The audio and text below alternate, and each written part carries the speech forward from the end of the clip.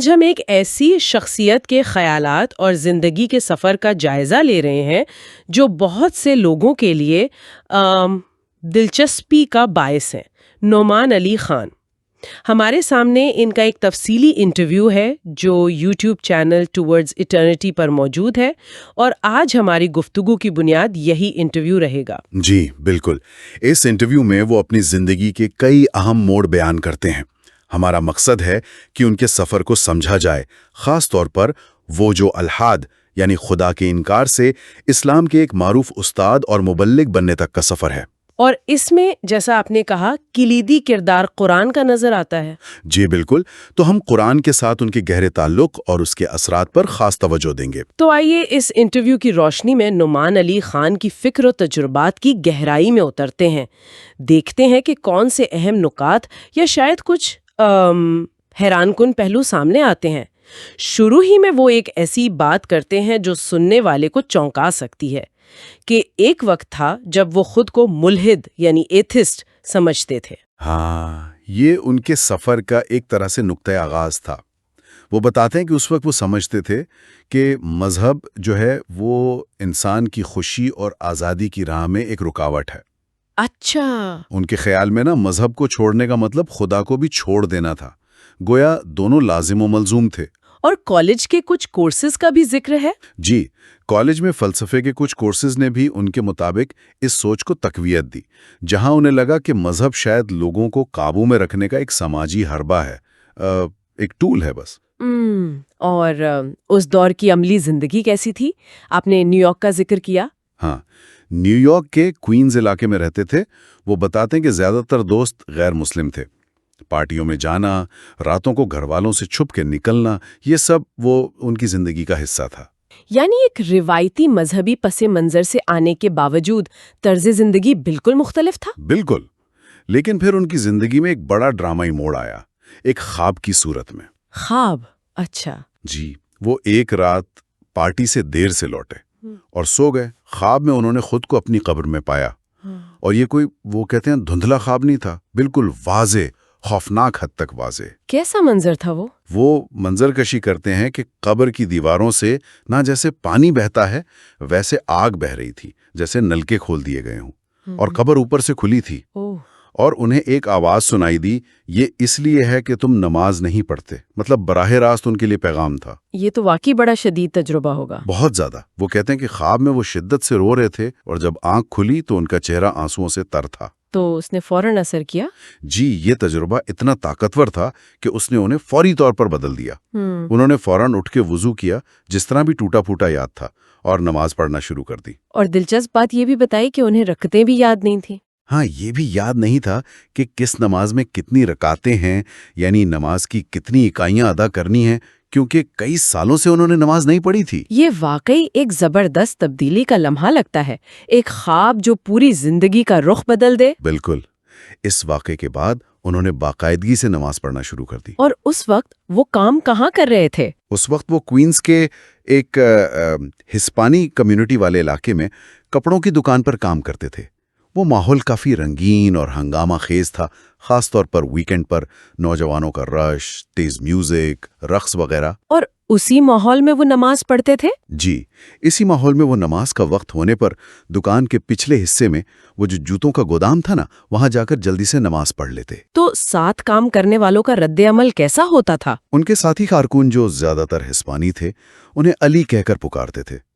وہ ان کے اس عمل پر حیران بھی ہوتے، کبھی مذاق بھی اڑاتے، مگر ساتھ ہی کچھ سنجیدہ سوالات بھی پوچھتے تھے، مذہب کے بارے میں، خدا کے بارے میں۔ یہاں ایک دلچسپ نقطہ یہ ہے کہ اس وقت ان کا اسلام بس نماز تک محدود تھا، علم زیادہ نہیں تھا۔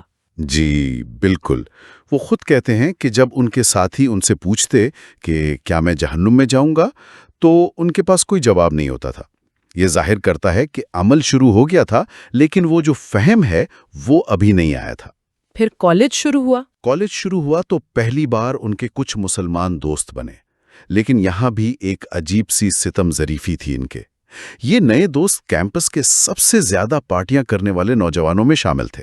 اچھا، تو گویا ماحول پھر سے ویسا ہی تھا، بس چہرے بدل گئے تھے؟ کچھ ایسا ہی۔ وہ خود تو نماز پڑھ رہے تھے، لیکن ان کا سماجی حلقہ اب بھی دین سے کافی دور تھا۔ وہ بتاتے ہیں کہ ان دوستوں کو ان کے نماز پڑھنے پر کوئی اعتراض نہیں تھا، لیکن وہ خود اس طرف مائل نہیں تھے۔ تو پھر وہ گہری تبدیلی کیسے آئی؟ وہ قرآن سے تعلق کیسے بنا؟ زندگی میں اگلا اہم موڑ تب آیا جب ان کے ایک دوست عمر بیگ انہیں رمضان کے مہینے میں قرآن کے خاص سیشن میں لے گئے۔ یہ سیشن ڈاکٹر عبدالسمے نامی ایک بزرگ چلا رہے تھے۔ ڈاکٹر عبدالسمے؟ ٹھیک۔ اور یہ کوئی روایتی قسم کا درس قرآن نہیں تھا۔ ڈاکٹر سمیع 4 رکعت تراویح پڑھانے کے بعد ان آیات کی تفسیر یعنی وضاحت کرتے تھے۔ ان کا انداز بہت منفرد تھا۔ کس طرح منفرد تھا؟ وہ صرف لفظی ترجمہ نہیں پڑھ رہے تھے، بلکہ آیات کے مفہوم کو ایک گفتگو کے انداز میں بیان کر رہے تھے۔ بہت ہی فطری، بہت ذاتی پیرائے میں، جیسے وہ آپ سے بات کر رہے ہوں۔ اور نعمان علی خان پر اس کا کیا اثر ہوا؟ ان کے لیے یہ تجربہ زندگی بدل دینے والا ثابت ہوا۔ وہ کہتے ہیں کہ چند منٹ سننے کے بعد ہی انہیں ایسا لگا جیسے وہ کوئی لیکچر نہیں سن رہے، بلکہ اللہ خود ان سے بات کر رہا ہے۔ براہ راست؟ جی۔ ڈاکٹر سمے گویا پس منظر میں چلے گئے اور یہ صرف نعمان اور اللہ کے درمیان ایک براہ راست مکالمہ بن گیا۔ یہ وہ لمحہ تھا جب قرآن ان کے لیے محض ایک کتاب نہیں رہا، بلکہ ایک زندہ متکلم ہستی بن گیا۔ واہ! وہ اس سیشن کے ایسے عادی ہوئے کہ ہر رات وہاں جانے لگے۔ یہ واقعی ایک گہرے تعلق کا آغاز لگتا ہے۔ جی، بہت گہرا۔ وہ کہتے ہیں کہ قرآن سے اس تعلق نے ان کے ذہن کی گرہیں کھول دی۔ مذہب، خدا، زندگی کا مقصد، ان سب کے بارے میں ان کے پرانے الجھے ہوئے خیالات صاف ہو گئے۔ اور یہ جو چھوٹے دائرے والی بات ہے؟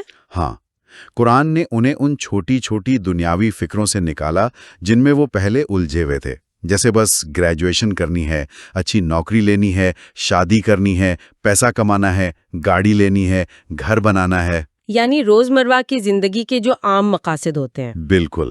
انہیں اچانک احساس ہوا کہ ان کی تخلیق کا مقصد اس سب سے کئی زیادہ بڑا اور عظیم ہے۔ ان کی دنیا جیسے وسیع ہو گئی۔ اور یہاں ایک حیران کن بات بھی سامنے آتی ہے خود اعتمادی کے حوالے سے۔ یہ بہت دلچسپ ہے۔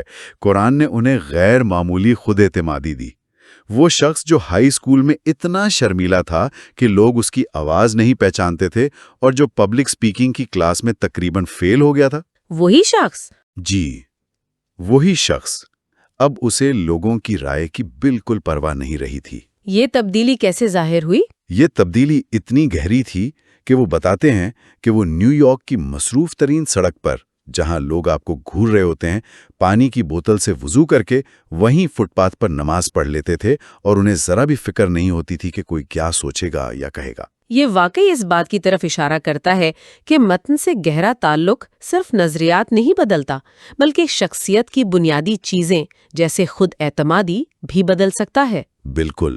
انہیں یہ احساس ہونے لگا کہ وہ قرآن نہیں پڑھ رہے، بلکہ قرآن انہیں پڑھ رہا ہے، جیسے اللہ ان سے ذاتی طور پر ان کی حالت کے مطابق بات کر رہا ہے۔ یہ احساس کیسا تھا ان کے لیے؟ وہ کہتے ہیں کہ یہ احساس بے وقت انتہائی عاجز کرنے والا بھی تھا کہ میں کون ہوں کہ اللہ مجھ سے کلام کرے، اور انتہائی بلند کرنے والا بھی تھا کہ اللہ نے مجھے اس قابل سمجھا کہ مجھ سے کلام کرے۔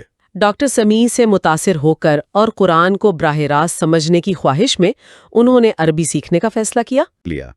ان کے نزدیک عربی سیکھنا صرف ایک زبان سیکھنا نہیں تھا، بلکہ یہ اللہ سے براہ راست تعلق قائم کرنے کا ذریعہ تھا۔ اچھا۔ وہ قرآن کی آیات کا حوالہ دیتے ہیں، جیسے حبل اللہ یعنی اللہ کی رسی، اور اعتصام باللہ یعنی اللہ کو مضبوطی سے تھام لو۔ وہ ان دونوں کو جوڑتے ہوئے کہتے ہیں کہ اللہ کو تھامنے کا طریقہ اس کی رسی یعنی قرآن کو تھامنا ہے، اور اس کے لیے عربی زبان کلیدی حیثیت رکھتی ہے۔ انٹرویو میں وہ کچھ ایسے واقعات بھی سناتے ہیں جن سے اندازہ ہوتا ہے کہ ان کے کام کا لوگوں پر کتنا اثر ہوا ہے۔ جی، چند ایک کا ذکر کیا، جیسے کوپن ہیگن میں ایک باپ بیٹی ان کی کلاس میں آئے اور بعد میں بیٹی نے بتایا کہ اس کے والد کا انتقال ہو گیا، لیکن وہ آخری وقت تک نعمان کی باتیں سن رہے تھے اور ان کے لیے دعا کر رہے تھے۔ یا ترکی میں زلزلے سے متاثرہ ایک خاتون جو اپنا گھر بار کھو دینے کے باوجود رضاکارانہ طور پر ان کے کام کا ترجمہ کرتی رہیں۔ تو ان واقعات پر ان کا اپنا رد عمل کیا تھا؟ ان واقعات کو بیان کرتے ہوئے ان کا اپنا رد عمل بہت اہم ہے۔ وہ کہتے ہیں کہ یہ لوگ دراصل ان کے لیے تحریک کا باعث ہیں۔ وہ سمجھتے ہیں کہ ان کے کام سے جو بھی اچھا اثر ہو رہا ہے وہ اللہ کی طرف سے ہے، اس میں ان کا ذاتی کوئی کمال نہیں۔ یعنی وہ کریڈٹ خود نہیں لیتے؟ بالکل نہیں. ان کی نظر میں یہ متاثر ہونے والے لوگ خود ان سے کہیں زیادہ اللہ کے قریب اور بہتر ہیں. اسی عاجزی کا ایک اور پہلو تب سامنے آیا جب ان سے پوچھا گیا کہ اگر وہ ابھی مر جائیں تو خود کو جنت کے زیادہ قریب پاتے ہیں یا جہنم کے؟ ہاں، اور ان کا فوری جواب تھا جہنم. جہنم؟ یہ تو کافی حیران کن جواب ہے. وجہ کیا بتائی؟ وجہ یہ بتائی کہ انہیں لگتا ہے کہ ان میں ابھی بہت بہت بہتری کی گنجائش ہے اور نیک اعمال بذات خود قبولیت کی ضمانت نہیں. اصل چیز دل کی نیت اور حالت ہے. لاکھوں لوگوں تک پیغام پہنچانا بھی ان کے نزدیک اللہ کا فضل ہے، ان کی اپنی قابلیت میں ہی. یہ تو بہت گہری بات ہے. اچھا، جب ان سے معاشرے میں الحاد یا مذہب سے دوری کے بڑھتے ہوئے رجحان کے بارے میں پوچھا گیا تو ان کا کیا تجزیہ تھا؟ ان کا تجزیہ کافی خود احتسابی پر مبنی تھا. ان کا خیال تھا کہ اس کی ایک بڑی وجہ یہ ہے کہ مسلمانوں نے خود اسلام کی حقیقی خوبصورتی اور عقلی قوت کو صحیح طریقے سے پیش نہیں کیا. یعنی مسئلہ باہر سے زیادہ اندر ہے؟ جی، ان کے مطابق ہم اکثر غیر اہم فروئی باتوں پر زیادہ زور دیتے ہیں اور دین کے بارے میں گہرے علم اور تحقیق کے بغیر بات کرتے ہیں. وہ دائی یعنی دعوت دینے والے کے لیے علم کی اہمیت پر بہت زور دیتے ہیں؟ بہت زیادہ. وہ کہتے ہیں کہ دائی کو سب سے پہلے خود دین کا ایک سنجیدہ طالب علم ہونا چاہیے، اسے تحقیق کرنی چاہیے، اور اگر کسی معاملے میں پختہ علم نہ ہو تو یہ کہنے میں بالکل شرم محسوس نہیں کرنی چاہیے کہ میں نہیں جانتا. میں نہیں جانتا کہنا مشکل ہوتا ہے اکثر. بالکل، لیکن ان کے مطابق غلط، کمزور یا جذباتی دلائل وقتی طور پر شاید متاثر کن لگیں، لیکن طویل مدت میں یہ اسلام کو فائدہ پہنچانے کے بجائے نقصان پہنچاتے ہیں. وہ کیسے؟ کیونکہ جب ان کمزور دلائل کو رد کیا جاتا ہے تو سننے والے کے ذہن میں یہ تاثر پیدا ہوتا ہے کہ شاید پورا دین ہی کمزور ہے. تو ان کے نزدیک یہ مسئلہ مسلمانوں کی اپنی کمزور نمائندگی کا ہے جس نے الحاد کو پنپنے کا موقع دیا. انٹرویو میں ایک اور بہت دلچسپ حصہ وہ ہے جہاں وہ عیسائیت اور قرآن کے تعلق پر بات کرتے ہیں. جی، وہ ایک اہم نقطہ اٹھاتے ہیں کہ قرآن عیسائیت کو صرف مسترد نہیں کرتا بلکہ ان کے ہاں پہلے سے موجود کچھ بنیادی تصورات کو لیتا ہے، ان میں پیدا ہونے والی غلط فہمیوں کی نشاندہی کرتا ہے اور پھر ان کی اصلاح شدہ توحیدی شکل پیش کرتا ہے. اس کی کوئی مثال دی انہوں نے؟ جی، انہوں نے حضرت عیسیٰ علیہ السلام کے لیے استعمال ہونے والا لقب کلمت اللہ کی مثال دی. عیسائیت الہیت میں یہ ایک مرکزی تصور ہے جسے انگریزی میں the word یا یونانی میں لوگوس کہا جاتا ہے، اور یہ اکثر حضرت عیسیٰ کی الوہیت یعنی ان کے خدا ہونے یا خدا کا حصہ ہونے سے جڑا ہے. ٹھیک. اب دلچسپ بات یہ ہے کہ قرآن بھی حضرت عیسیٰ کو کلمت اللہ کہتا ہے. اچھا. جی، لیکن قرآن فوراً اس کی وضاحت کرتا ہے کہ اس کا مطلب کیا ہے. قرآن کے مطابق وہ اللہ کا کلمہ اس معنی میں ہے کہ وہ اللہ کے ایک خاص حکم کن یعنی ہو جا سے بغیر باپ کے پیدا ہوئے تھے. یعنی تخلیقی حکم. بالکل، گویا کلمہ یہاں تخلیقی حکم کی طرف اشارہ ہے، نہ کہ خدا کی ذات کے کسی حصے کی طرف. اس طرح قرآن نے اسی اصطلاح کو استعمال کیا، لیکن اسے شرک یعنی اللہ کے ساتھ کسی کو شریک کرنے کے بجائے توحید یعنی اللہ کی وحدانیت کے دائرے میں مضبوطی سے قائم کر دیا. یہ بہت اہم نقطہ ہے. اور نجات یعنی سیلویشن کے تصور کے بارے میں کیا کہا؟ وہ یہ بھی سمجھتے ہیں کہ بہت سے عیسائیوں کے لیے اسلام قبول کرنے میں سب سے بڑی رکاوٹ شاید تثلیث یعنی ٹرینٹی نہیں بلکہ نجات کا وہ تصور ہے جو ان کے ہاں پایا جاتا ہے کہ حضرت عیسیٰ علیہ السلام پر ایمان لانے سے ہی گناہوں کی معافی اور نجات ممکن ہے. اسلام کا تصور نجات اور مغفرت اس سے مختلف ہے، اور یہ بنیادی فرق زیادہ بڑا چیلنج ہو سکتا ہے. ان گہری علمی اور فکری باتوں کے بعد انٹرویو کے آخر میں ایک ہلکا پھلکا ریپڈ فائر سوال و جواب کا سلسلہ بھی تھا، ہے نا؟ جی بالکل. اس سے ان کی شخصیت کے کچھ اور پہلو سامنے آئے. جی، میں نے بھی دیکھا. کچھ ذاتی نوعیت کے سوالات تھے، مثلا پسندیدہ مشغلہ کیا ہے؟ جواب تھا پنگ پونگ کھیلنا. اور زندگی کا بہترین فیصلہ؟ کہا قرآن کا مطالعہ شروع کرنا. اور بدترین فیصلہ؟ اس پر ہنس کر کہا کہ فہرست لمبی ہے اس لیے نہیں بتا سکتا. اچھا، یہ بھی پوچھا کہ اگر جنت میں گئے تو سب سے پہلا کام کیا کریں گے؟ کہنے لگے حضرت موسیٰ علیہ السلام کو تلاش کروں گا. اور سب سے برا تبصرہ جو نے ملا؟ انہوں نے بتایا کہ کسی نے کہا تھا تمہیں قرآن پر کبھی بات نہیں کرنی چاہیے، یہ ظاہر ہے تکلیف دہ بات ہوگی.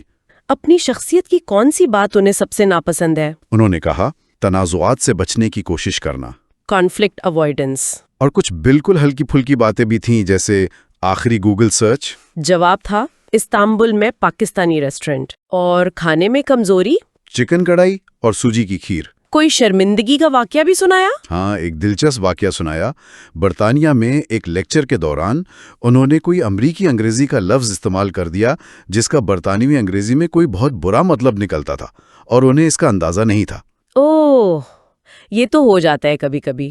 یہ چھوٹی چھوٹی باتیں ان کی شخصیت کے انسانی پہلو کو ظاہر کرتی ہیں۔ بالکل۔ اور کچھ عجیب تجربات کا بھی ذکر کیا، جیسے بعض لوگ یہ سمجھتے ہیں کہ وہ اپنی ویڈیوز میں خفیہ اشاروں کے ذریعے صرف ان سے مخاطب ہو رہے ہیں۔ اچھا، یہ بھی ہوتا ہے؟ جی، اور اگر وہ اپنے 17 سالہ نفس کو کوئی مشورہ دے سکتے تو کیا ہوتا؟ انہوں نے 3 باتیں کہیں۔ سیکھنے کے عمل کو بہت سنجیدگی سے لو، لوگوں کے ساتھ اپنی حدود متعین کرنا سیکھو، اور لوگوں کے معاملے میں زیادہ سادہ لو یا بھولے بھالے نہ بنو۔ یہ بہت عملی مشورے ہیں۔ نبی اکرم صلی اللہ علیہ وسلم کے بارے میں بھی 2 سوال تھے۔ ان کی کون سی خوبی سب سے زیادہ متاثر کرتی ہے؟ جواب تھا مختلف، حتیٰ کہ متضاد مزاجوں اور پس منظر کے لوگوں کو متاثر کرنے اور انہیں ایک مقصد کے لیے جوڑ دینے کی آپ صلی اللہ علیہ وسلم کی حیرت انگیز صلاحیت۔ اور اگر آپ صلی اللہ علیہ وسلم کی زندگی کا کوئی ایک دن وہ دیکھ سکتے تو کون سا ہوتا؟ انہوں نے کہا حدیبیہ کے معاہدے کا دن۔ حدیبیہ، اس کی کیا وجہ بتائی؟